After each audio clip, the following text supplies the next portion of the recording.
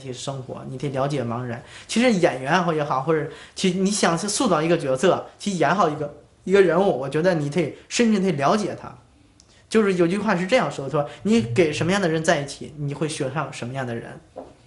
你要是天天和那个好人在一起，善良的人在一起，你天天就会，你天天和军人在一起，你慢慢你不用看，你就是军人。你天天和盲人在一起，你慢慢你时间久了什么，你的感觉什么，你就会成为盲人的那种形态。这次接演的瞎子阿炳这个角色，充分挑战了王宝强的演技，也赋予了他作为演员进入创作的更大空间。工作，我听到风了。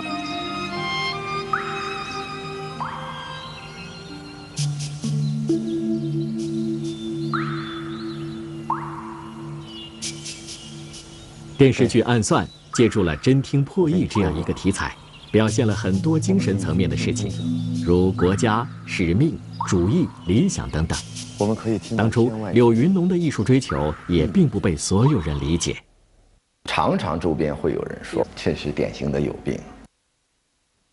甚至我在拍摄的过程当中，剧组里的主创不理解我。比如说像钱志江的那样一场探戈舞，说哪有在桌子上跳舞的呀？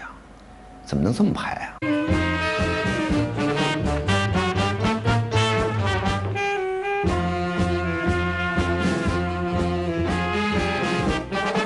桌上的探戈是浪漫的舞蹈，也是地下党人钱之江对生命的眷恋在这一刻的释放。这是他在生命中的最后一支探戈。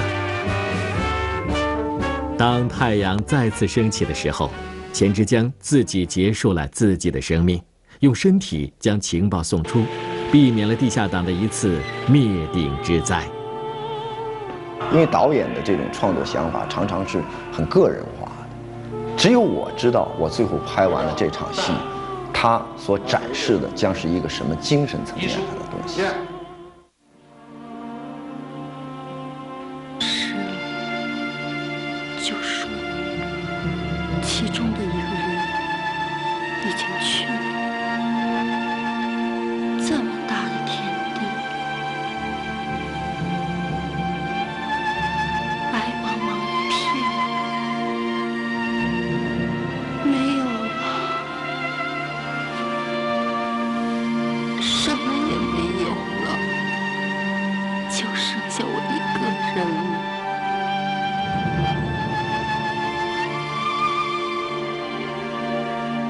父亲就这样被母亲开膛破肚，在他的肚子里，果然找到了那串佛珠。每一枚珠子上都刻下了父亲的绝笔。这是10万火急的情报，这是价值连城的情报。父亲就这样用生命和智慧，最终把情报传递给了组织。当时我记得我是想拍一群为了死得更好才生的这么一群共产党人。过去呢是为了生得好才去死。像钱之江这个人物呢，我当时想，可能我要拍的这个共产党人，他时时刻刻都在想着我死的时候该是一个什么样子，甚至我天天都在想，都准备着这个事儿。我能生的每一天，就是为了我死的那一下。我是想拍这样的一个共产党人，或者是这样一群共产党人，悲壮吧，悲壮，但是是激进的悲壮，特别激进的一种悲壮，不消极。哎，三珍，你发现没有？看了《暗算》以后，过去咱不懂，现在才知道，就是说的本身这个密码，哎，就很神秘了。是啊，而且全世界啊，尤其是2战呢，以后，这个破译密码变成了一种专业。其实要说到这个密码学啊，这历史还是挺悠久的，可以推溯到2000多年前。这个相传呢，当时的一个名将凯撒呢，他为了防止敌方啊截获自己的信息，就采用这个密码来传递军情哈。他其实的做法呢是挺简单的，就是呢把这20几个罗马字母呢，建立了一张对应表，把26个字母呢其实就弄了一下错位。比如说 A 呢用 D 来代替，用A+3的方法呢建立新的密码。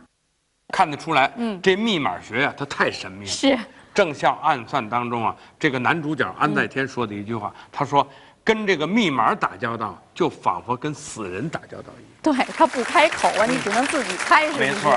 其实我们大家都知道，这个发电报呢，用的是这个摩尔斯码，哎，也就是用这个滴答声呢，不同的组合来表示不同的数字啊，还有字母。比如说我们常说的这个1吧，就是用滴答答答来表示，而2呢是用滴滴答答来表示。滴呢代表这个短信号，而答呢代表的是长信号，所以说如果你想破译啊，就要找出其中的规律，找出这个滴答和这个不同的字母数字它是如何来对应的。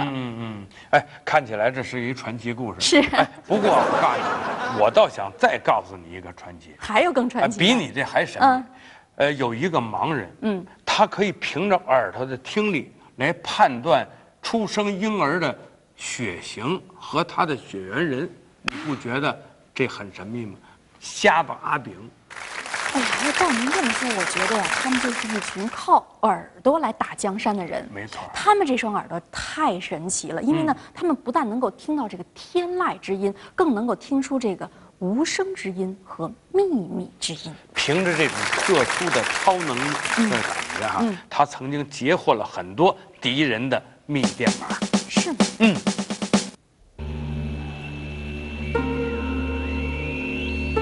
在电视剧《暗算》中，充满了与秘密、神秘相纠缠的悬疑情节，以及与偶然、未知相关联的无常的命运。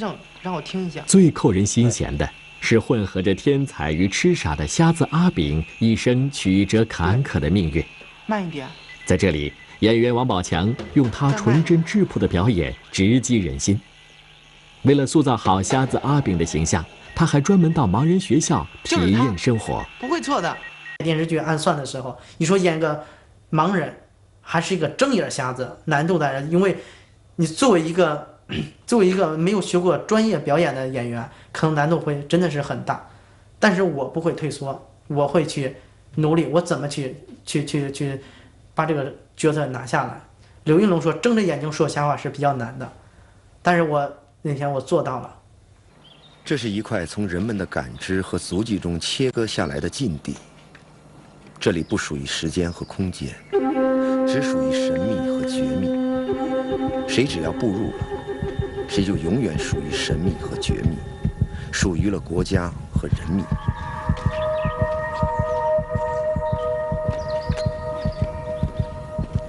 你认识吗？不认识。为了演这个角色嘛，你得去体验生活和盲人来接。文艺作品里面英雄形象是很多的，但是这种英雄呢，他缺乏了一点，就是过于的高大全了，人们可能不太信服。那么这一群人，别人为什么能够相信呢？因为他在一个特殊的领域里面。我觉得我给这群英雄找了一个非常好的一个环境，在这个环境里面，他们做出任何牺牲，在我们的想象当中都是可以相信的。我是一个很脆弱的人，打个比方，你像阿炳死的那场戏，写小说的时候我哭了，居然后来改编电视剧的时候我又哭了，而且我不希望他死，说实在话的。妈，你怎么不说话？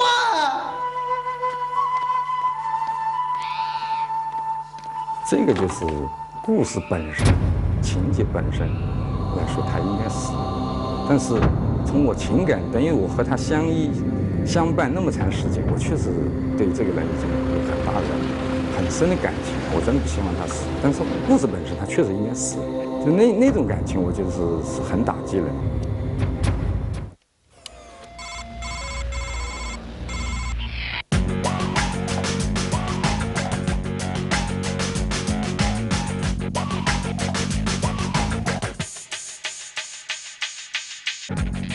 其实，这个说句实在话，这里面每一个人物都是假的，但是它就是真的，它是一种整体的真实，不是一个个体的真实。哎，桑晨，我发现了，就是这个暗算呐，跟这个亮剑呐，有一个特别特殊的地方。为什么大家喜欢看呢？就是它不像以往那些个电视剧啊，大家坐在那儿一边看一边能往下编。是动的。哎，而这2部电视剧呢，充满了悬念和未知，以至于大家在看呢，你必须等到它。故事告诉你它是怎么发展的，没错。哎，所以它就吸引人，一层扣一环啊，是不是？哎，其实一般人还真是猜不到，在这个特殊战线里啊，最后居然出现了一个女人，哎，也就是那位天才数学家黄依依呀。对，当然呢，我们还也看到了很多她情感方面的故事，是不是？是。像这个黄依依，她生在东方，是来自西方，对，她有天才的智慧，是，也有天使的一面，但是在闭关锁国的当时这种状况之下，他的这个天使的一面，被人误解为魔鬼的一面。理解的挺恰当的啊。其实这位风流而充满智慧的黄依依呢，可以说她的一双慧眼呢，不仅可以识破天机，还可以识读天书啊。在这里呢，充分展示了她的这个天赋。